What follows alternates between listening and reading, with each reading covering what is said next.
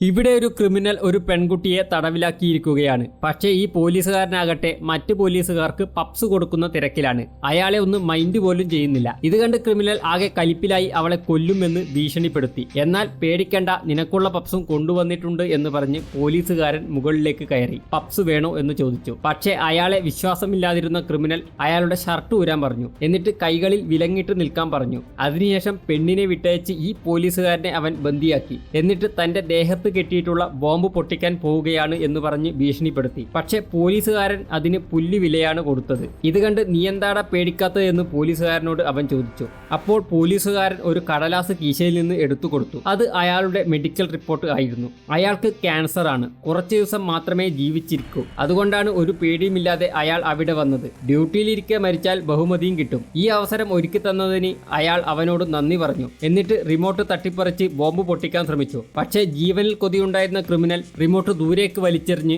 സ്വയം കീഴടങ്ങി.